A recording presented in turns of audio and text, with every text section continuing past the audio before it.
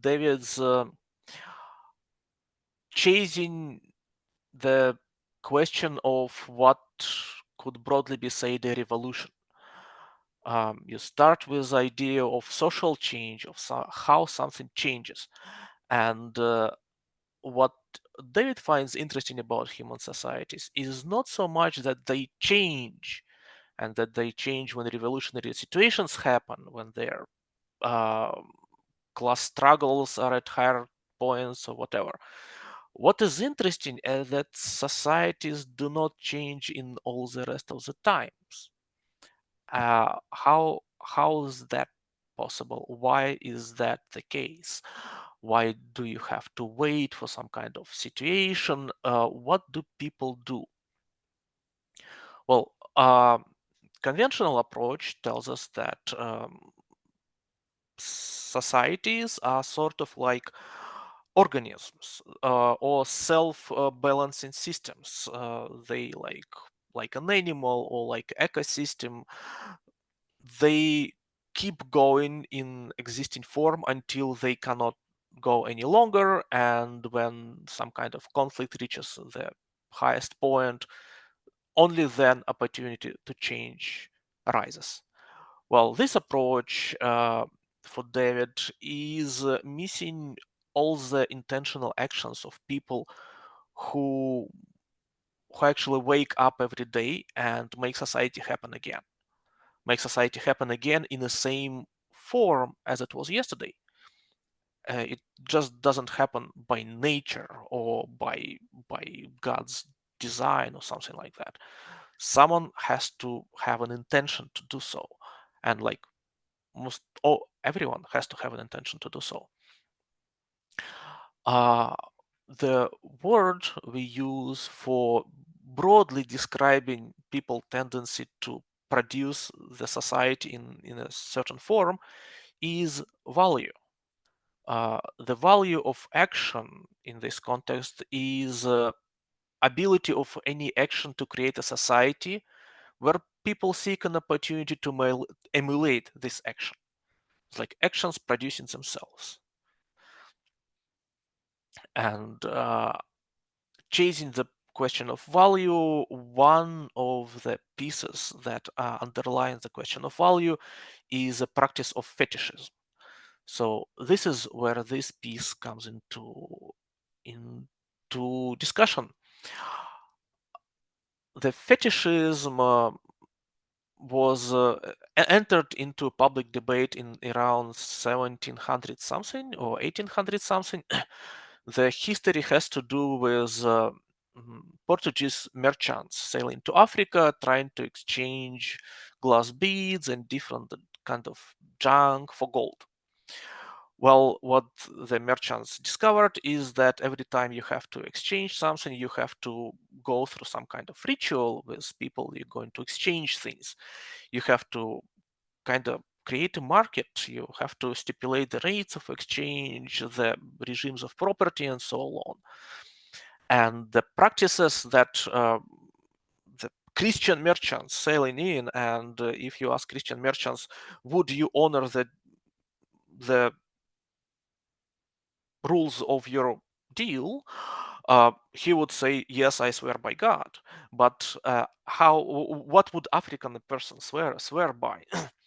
And what ends up happening is that African people just take different bits of junk, wood, whatever, uh, stones, anything that like a leg of an animal or something, or like mix some dirt in a drink and in the water and drink it, and that would be, and they would name that thing by some kind of name, and then say that this thing would have power over us. It would punish us if we do not respect the terms of the deal that we're making with you. So for European merchants who've been looking for like you need a god on other side with whom you could like make a deal, and there isn't a god, they can see that these African people just make up uh, deities on like on the fly. The term fetish is interesting. What David shows in this piece. What term fetish is interesting in, by the time these merchants arrive in Africa, Christian thought already has an idea of idol, that is a, any image of supernatural entity which isn't Christian God is a demon, and as like what pagans worship, some kind of devils, demons which influence them. This idea at least accepts the existence of supernatural behind beliefs of whatever the other, right? What merchants was trying to avoid exactly by calling it fetish is to point out that, well, these African people are so stupid they can't even properly believe in demons. There is no supernatural behind their fetish, behind their idols, because, well, they just, it is visible how they pick up anything and then just agree on the spot to treat it as some kind of supernatural entity. So that was very disturbing for for the materialistically inclined European merchants, and they tried to reduce the Africans to some kind of arbitrary state. that well, uh, the value for Africans is arbitrary. They treat gold. They know that gold is important, but they exchange it for useless junk. So like, and even in the domain of religion, of social values, they can just make up anything and just agree to treat it as valuable. Well, this is origin of the story of fetish, how it entered in European debate, and by the 1930 it accumulated so many different meanings that it was decided to basically abandon the term. Uh, it became it stopped meaning anything. But for David's research, it was necessary to go back to influence of Marx, and Marx employed the term of fetish to the specifically different kind of usage. When sociology and Marx included talk about fetish, the conventional understanding is that, I quote basically, we are used to seeing fetishism as an illusion. We create things and then fall down and worship that which we ourselves have made. That is, anytime we are in the presence of a fetish, we can see people treating inanimate objects as possessing consciousness, intelligences, and wills, uh, treating inanimate or even invisible objects as people for purposes of entering into relationships with them. Like, you can think that object has a capacity to judge you, or to inspire you, or to offend you, or something like that. Well, this is what Marx springs from. He looks at the the the the theory of fetishism for Marx is a part of his alienation idea that basically the only whenever human feels that something anticipated his intention, his needs, he has no way except treating that experience as another human. what Marx calls a false consciousness, and later anthropologists called partial consciousness, is the same idea. Basically, in the experience of a person, you find a thing, a thing on the market, and the thing on the market has handles, it has proper sizes, it has uses that, like, it fits the other things in your house. Uh, in experience of consumer, it is as if thing anticipated your needs. It perfectly designed to be convenient to you, and whenever you encounter anything perfectly designed to be convenient for you, you have no way to separate it. Like, nature doesn't produce things that are perfectly suited for you, like chairs. And there must have been a human who anticipated your intent. And due to anonymizing nature of market, the real human who anticipated your intent is hidden, and we have to invest subjectivity into the thing that possesses this, that anticipates our needs. So this is a subjective experience of fetishism, when for the purpose of the person consuming the thing or using the thing, it might as well be true that thing has anticipated its intentions. And when thing then doesn't perform well, it can make you indignant and angry at the thing because, well, you made to serve and you don't serve properly. Uh, so why this piece called a fetishism and social creativity? Because David Graeber traces the fetishism to any associates fetishism to any kind of change in a society. And Marx sees fetishism as a way of obscuring the exploitation. Both of these are true statements. The conclusions that you can draw from that, for Marx, is fetishism used by the ruling class to hide the value, to obscure it, and therefore to maintain stories that facilitate exploitation.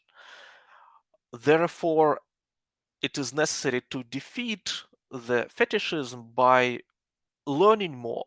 Knowledge, expanding your perspective, makes you know more, and therefore you stop believing in fetishes. You start seeing the real value that is, for Marx, coming from labor. Doesn't matter.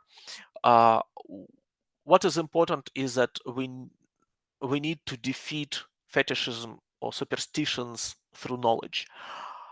And what David shows is that fetishism is a necessary part of social creativity, and any attempt to defeat it completely denies us a theory of social change. It locks Marx included into this binary where either nothing has changed, nothing changing, or we run up against transcendental break. Uh, whatever changes will have to change radically. It has to be complete break with the past, when continuation of the present is just not possible. The gradual change just phased out of this picture because it has to do with some kind of superstition.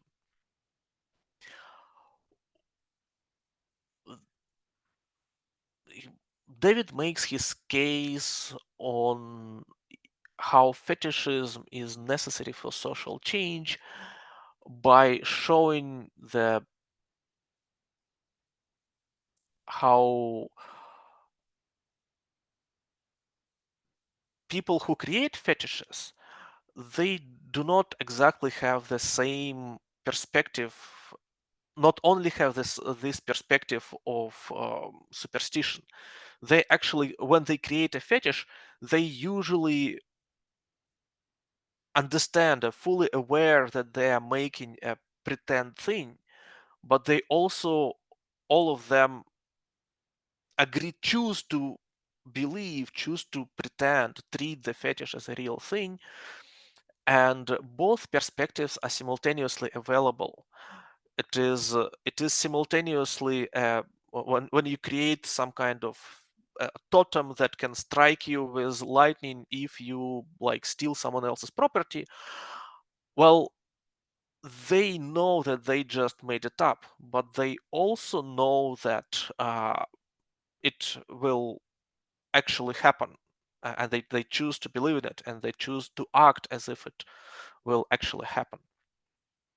The specific situation where this was recorded first time is interesting because there we had two very different cultures, different in the sense that they have enough commonality to recognize each other as sort of similar, but they at the same time have one particular aspect of their cosmology so radically different, opposed, and alien to each other, that they have to find a way to do this exchange of beads for gold somehow, find a way to create new social forms every time, because they they simultaneously need to treat each other as humans, but also can't. For Europeans, it is just totally insulting to the cosmology of Africans, which has to do with nature of social, of political power. We can go into it a little bit more if someone has questions. Well, that may be, yeah, maybe the last part of the story is what exactly happens with fetishism. First, it is necessary to establish that in subjective experience of the fetishist, the illusion is true, or might as well be true. And for some of them, it will be choice to choose to treat it as true. For others, it will just be a given experience, that they would actually believe in it as if Christian person believes in existence of God, same way like person working on a factory in 1940 would believe that money is a commodity and embodies the, the the value of labor. In the same way, it's the same experience. Well, the last what what Michael mentioned, the last chapter of the piece on social creativity brings up all the strengths and pro proposes a theory why that should be so, why fetishism is necessary to negotiate any kind of social change. The partial consciousness, as like Marx goes through intentions of people, later sociologists and specifically psychologists find a better way of explaining this experience through childhood development. Uh, the partial here is ability to only see a part of a system one is being the only part of a whole. The fantasy here is that one of a child who does not have any boundary between himself and the world, and thinks that everyone in the world can know what he can. As childhood matures, he can literally switch into someone else's perspective, like a point of view, to imagine that the person who can look behind the corner can see something that you can't. And then the third person who can see the same, that second person can see the same thing and you can't. that experience of shifting point of view into another person, and then being able to compose points of view of the different people together, uh, that experience of decentering is an example of partial consciousness. When you do not have this ability to see behind the corner, then this means you have partial consciousness. And as you mature and become capable of coordinate multiple points of view in your head, multiple points of view of other people in your head, then you start seeing picture as a whole, extending your perspective into the some kind of a whole. If you can see the entire whole, then there is no place for fetishism. There is no place for superstition. You know the internal mechanisms of everything. So the quest to eliminate fetishism means one has to understand the entire whole. But that can only happen when whole isn't changing over time. If the system that you're trying to understand changes over time, then you end up in being in endless race to catch up. There is always a place for fetishism. The radical ex- example of that is when the whole that you're trying to create doesn't exist at all. When the act of fetishism actually creates a new whole. Like, for example, a tiny market where you can exchange gold for beads at a certain rate, which like the world outside doesn't exist. The history of previous transactions doesn't exist between this particular European merchant and this particular African merchant. They have to make it up on the spot, and they create some kind of overarching perspective. Well, whenever for the purposes of creating any kind of new social form, it is necessary to, when new form is already imagined but doesn't exist yet, uh, the fetishism is an act of explaining this new form so that others could emulate it if they choose. And then it may take the life on its own, or it may not take the life on its own, depends. So the binary that David lays out, not explicitly here, but in other places, is between magic and theology. The magic in anthropology being the attempts of people, of individuals, to transform the reality by supernatural means. And religion in anthropology is when people subjugate to higher authority, or when they change reality by becoming a society. The religion is magic of sociality, and magic is magic of individual. So fetishism here, for David, is a spectrum between them. When individual magic becomes a magic of two people, a magic of community, a magic of society, a magic of the world, and the constituting mechanism, the time when two people actually came up together and agreed to do something, becomes phased out, forgotten, and as ideology replaces magic, it insists that we never actually made the social agreement. The social agreement is a part of nature, and and this is how it connects to social contract and creativity. Well, as for half an hour recap of 60 pages, I hope I managed to drive a little bit, at least connected thoughts for people who want to poke holes, or want better connection in what I just described. I open up a floor.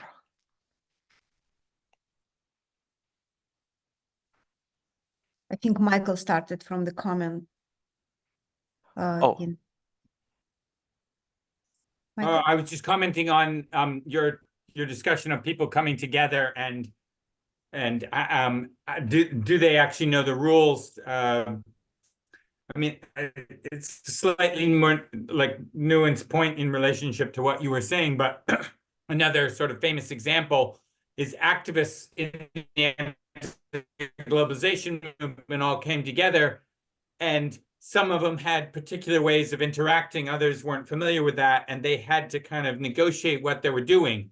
And if you become very constitutionalist, though, let's figure out all the rules exactly before we start doing stuff, you never get anything done. And so that phrase, walking while talking, was a key sort of message for people who were doing organizing to get on and go do it, to sort of just go change things, even though you couldn't see the totality as you were of everything. You couldn't see everyone's perspective.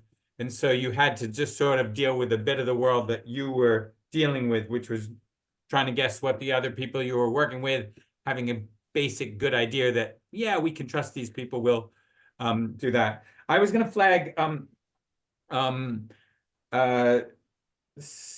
similar to this, the idea of how this basic idea of how change happens as either, oh, it's total change or revolution, or it's the same thing that happens all the time. We're just doing the same things.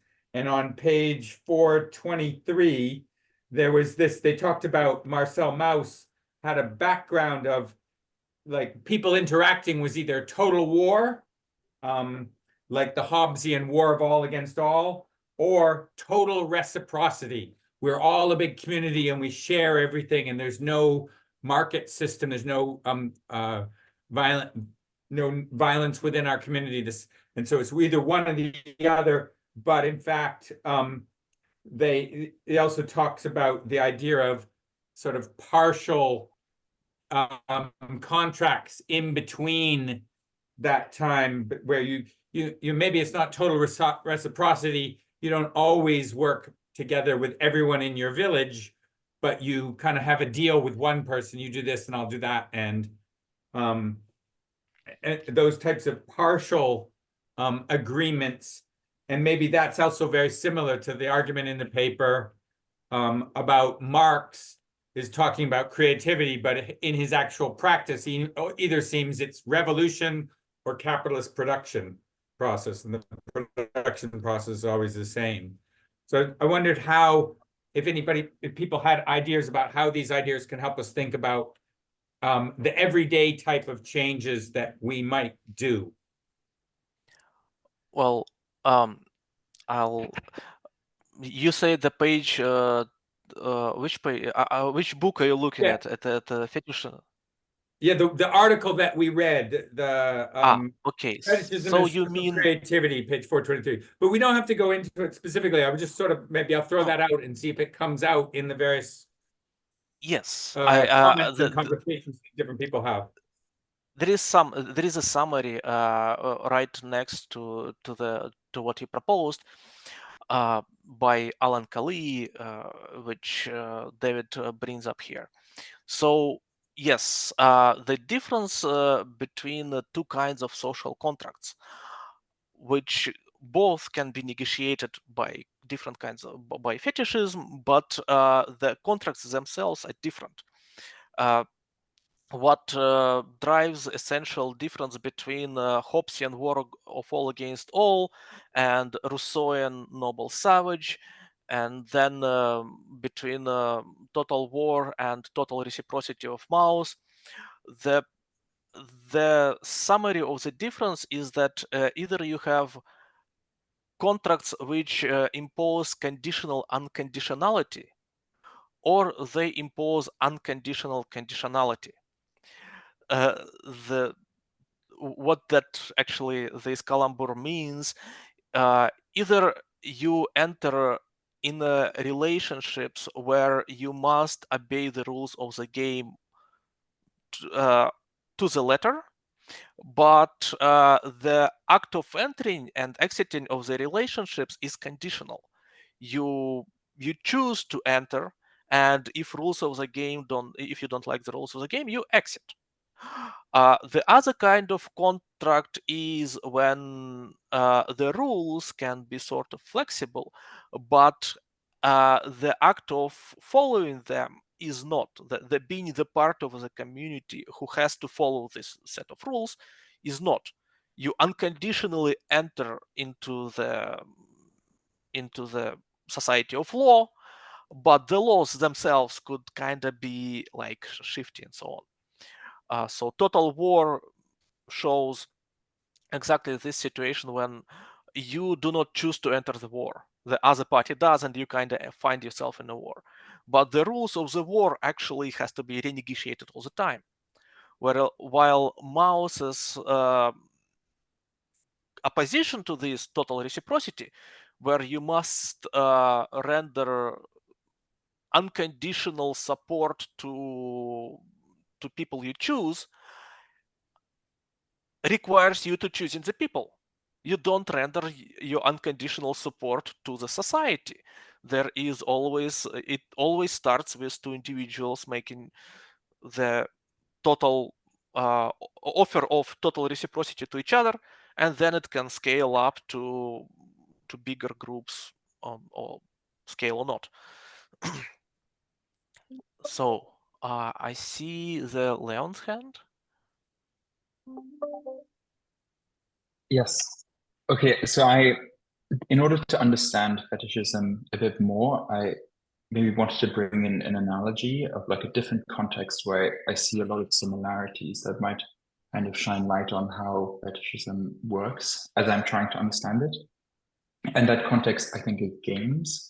And for example, like sports games like football, where, games can emerge in all sorts of contexts where they can there are multiple people together and they agree to kind of engage in some sort of activity, and then certain rules might emerge and that might become more formal over time, and people will kind of recognize different stakes within this game, and they will start to experience different emotions, and there will be like the sense of like winning and losing, or something being fair or unfair within the context of that game, where the rules are actually totally arbitrary because they were just kind of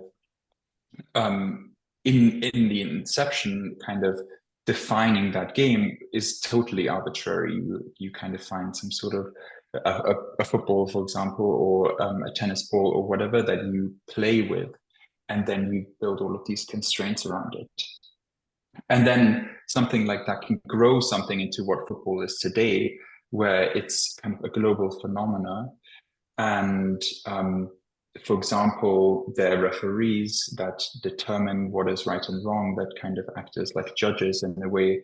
And if you don't follow the rules, you are forced off the game and you are threatened with potentially losing money, all of these different things. And to me, if fetishes are kind of the same thing, just in terms of like social contracts and like contracts of exchange or contracts of mutual aid or something like that, it seems like that's kind of similar to games in a way, where there's they can kind of emerge very arbitrarily and then grow and become more formalized.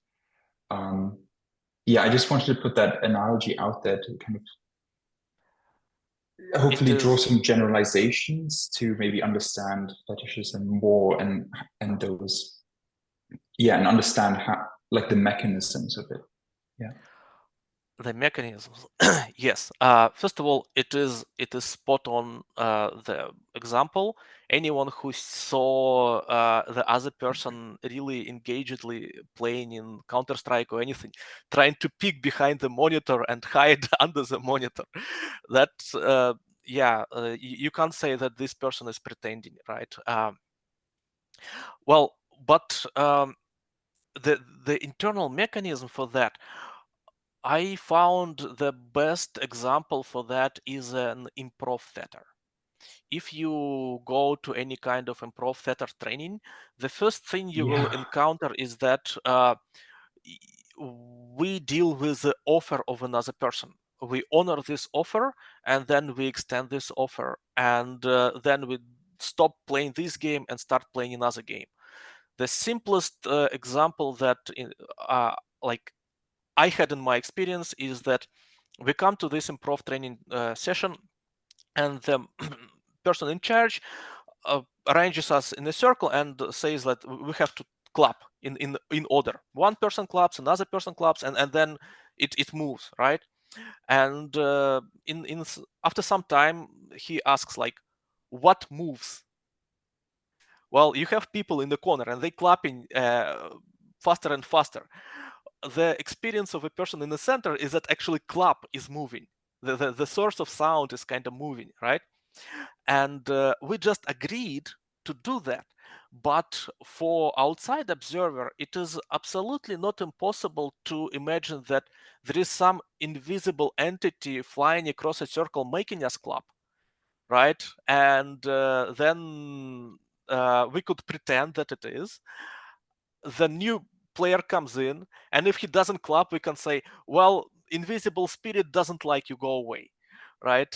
He doesn't make you clap. And then if you choose to clap, then okay, you're now like, you share our fantasy. This part of this example of play, of establishing the rules of the game, is very similar to giving an oath, which is what West African fetishism is about, which is what Madagascar examples are about. And in my personal experience, you have like people giving an oath to the banner, right? The military giving an oath to the banner of their unit, and then choosing to invest this piece of cloth with some kind of, well, you really do feel indignant emotionally when someone desecrates it. So the act of first of all, you come up with the rules, what David calls play, and then you enact the rules. The more you enact the rules, the more this supernatural power of a material token to evoke emotions becomes embedded. But then the play is about renegotiating it. Like soccer established all kind of conventions, like football, whatever. But then if you go to some kind of like people playing football, they don't bother about like kids playing football. They don't bother about rules that much. They make up rules all the time, and this is that experience of creating new rules, which eventually end up driving the game, which makes us feel as there is subjectivity, there is as we can have a relationship with something that represents the rule. I see the Christian hand, and I will just take 3 minutes maybe to explain the one concept that I was hoping to explain later. The concept is that of shifting the symbol of the value into the source of the value. Same as fetishism transforms something that doesn't have consciousness into something that does have consciousness. It is the same move as you have, say, the banner, like the picture that evokes courage. You give this picture to the person and he starts showing courageous behavior. Or in example of Marx, when money represent labor, right? But the moment there's a symbol, but the moment you can motivate people to do labor to receive that symbol, they become source of the behavior rather than symbol of the behavior.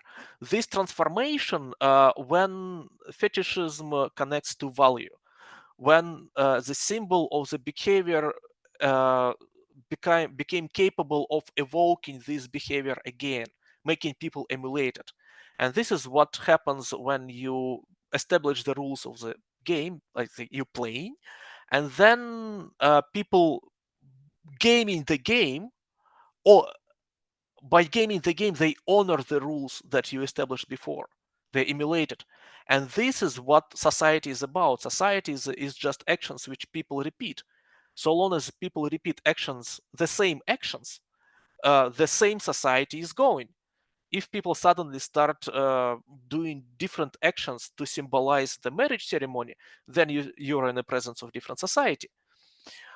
So yes, the games, especially computer games in today, should be seen as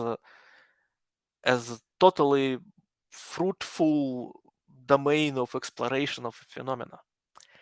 Yes, Christian. Yeah, thanks.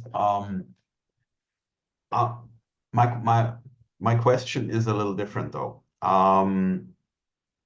You said the moment ideology replaces magic, the social contract is forgotten. Did I remember that correct? What is forgotten is that people have negotiated a contract. It is it turns into the fantasy of tacit agreement that is explicitly stated in the social contract of Rousseau. That is, of course, people never negotiated it, but God made it happen. Yeah, but there was something before that was constitutive of this, and that kind of fades into the background, so to speak. Yeah. And that I think, ties into what you said in the beginning, is that people intentionally reproduce society every day. And I would dispute intentionally. Like what you said before, when you have the change from symbol of value to source of value, a lot of these changes, once they have happened, they fade into the background, they are forgotten. And in a way, that's where the power lies, because you don't see anymore what moves things. You know, people just repeat the action unintentionally, I would argue. And they repeat the action unintentionally because it's kind of working, and, you know, it would be a conscious effort to change things. And, you know, a lot of stuff just runs on autopilot, so to speak. So what I agree with what you say, that people can, you know, renegotiate, recreate society, that creativity plays a role here. The interesting part is that this, I think what you describe is a mechanism that creates something and then obscures itself, which seems pretty magical to me as well. And which reminds me, I think it was Luhmann or something who said, like, you know, it's like this thing, the blind spot in your eye. You can see that you can't see.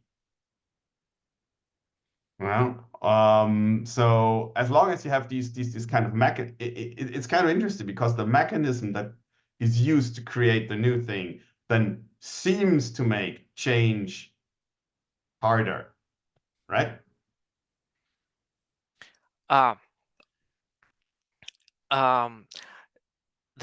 When I tell about intentional actions, or when basically David explains intentional actions in a theory of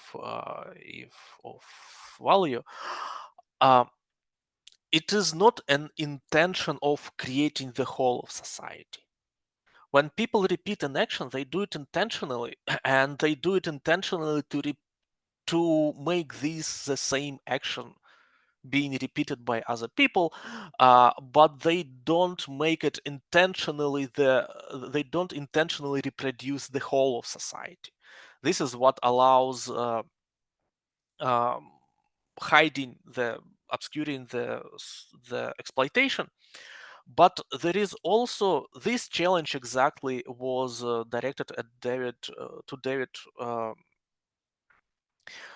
when he was working on theory of value, and what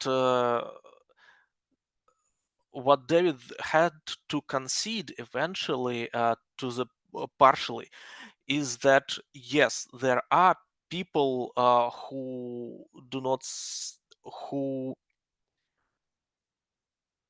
for who reproduce actions unintentionally. His example has to do with Madagascar. He uncovers that people actually, the reproduction of charms and reproduction of political power is completely intentional. It it is intentionally encoded in a ritual. It is spoken just off stage that people understand the fetishism of it.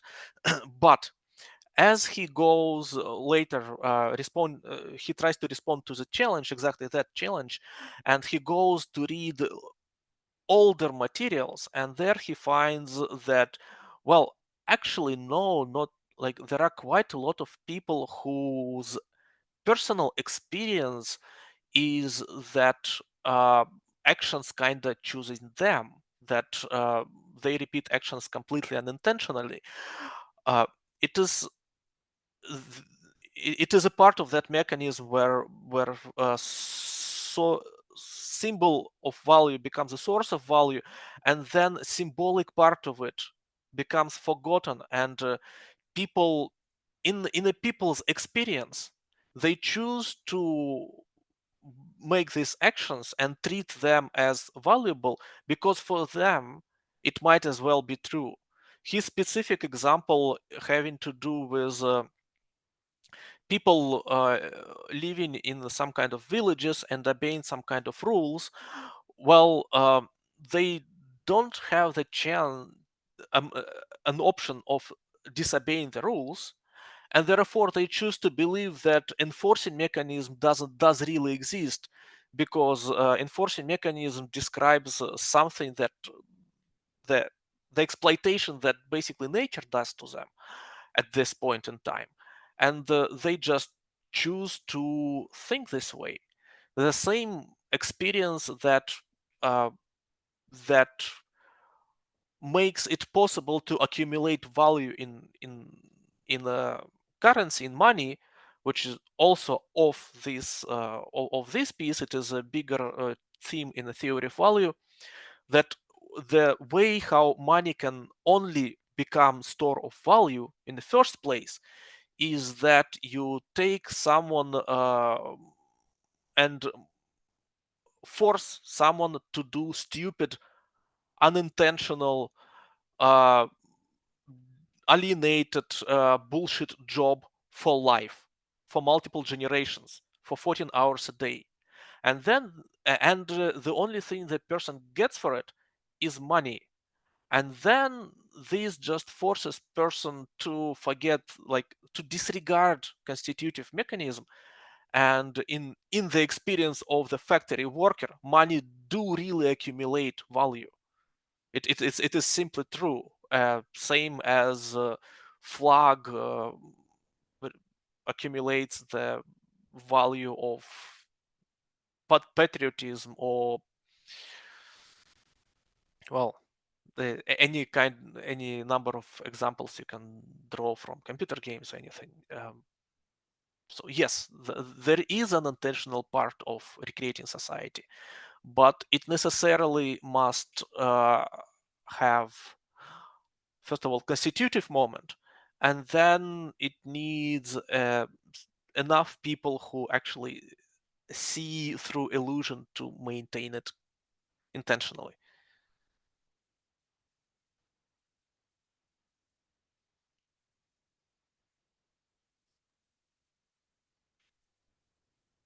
Wouldn't there Stas, also be an enforcement by violence, though? Absolutely. Violence is a major part of putting people into position where bullshit rules become true. If some king, that example comes from Shilluk material, but from On King's book. Well, if a king makes up a rule that anyone who doesn't do a certain movement must be killed, and then, lo and behold, you disobey the rule, you get killed. That just becomes a material reality of your life, and then rule becomes, well, as like the power of a king basically becomes magic. He actually can make things to happen to other people by just making up arbitrary rule. So yeah, violence is the major cornerstone. But I And mean, even go. I maybe just comment on that, is there's also at some level an agreement amongst the king and some of the king's people, which is, oh, well, if the king says something, we'll back the king up. The individual can do the violence, the king could go and kill people themselves, but that becomes much harder until there is some type of social agreement that's there. But all of those agreements, I suppose, different people will have different investment in the social agreement that's made, I suppose. Yeah, this is I haven't finished studying it. I need to read it a few more times to use this material competently. But the overall story with kings is a story of a stranger king. When first of all you before you have kings on the ground, you have kings in heaven. Uh, people living in communities without kings already do things to each other to impose some kind of social order. They do it pretending to be like, they say that some kind of god or whatever does it, created a rule, and for that rule you need to be punished for breaking it, whatever. The problem is the problem of judgment. Human societies favor people who do not who can act without prejudice, and whenever you have a situation when you need to pronounce judgment on something, you need someone without prejudice. You need someone who can stand outside of social order and be not associated with any party. Well, there you have, in a properly constituted society, you have deficit of people who can be dispassionate about any kind of issue, and this is how stranger king idea happens. That some kind of brute comes in, tries to do violence to society. Society drives him off, and then invites him back as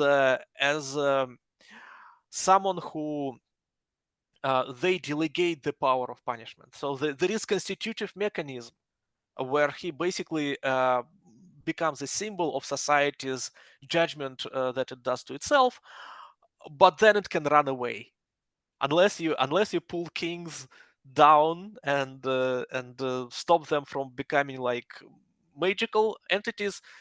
They start feeling as being like it. You start really, they become fetishes. Kings become magical charms.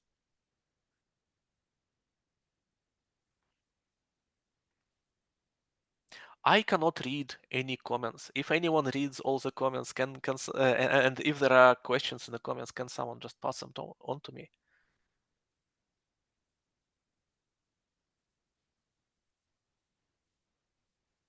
I just wanted to say that, yeah, just sorry, Michael. I just wanted to mention that there is 6 minutes after 4.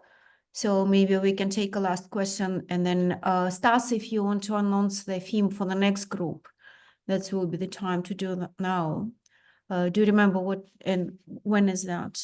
So then we can wrap up today and then continue next time. I Well, was only, Michael, go. I was only going to, yeah, I was only going to say that it would be great to hear some comments from people who, a bunch of people said, oh, I've been reading David Graeber for ages just on my own, and this is a chance to talk. So we don't, maybe not questions that we have a chance to answer, but just comments. And then we're also gonna be doing this again in a month on this similar topic.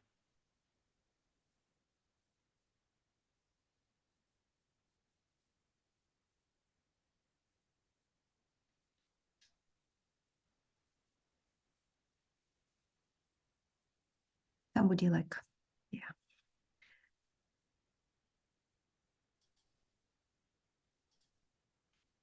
Okay, Stas, I think you should wrap up then.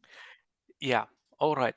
So my original idea was to separate the fetishism from social creativity, and I seem to be incapable of doing so.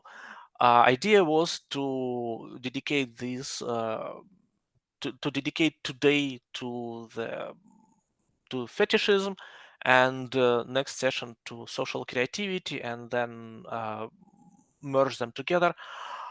I still feel that this was me sailing through different strands of the story, and there are plenty of things that I have omitted because, well, because it is improv theater for me right now.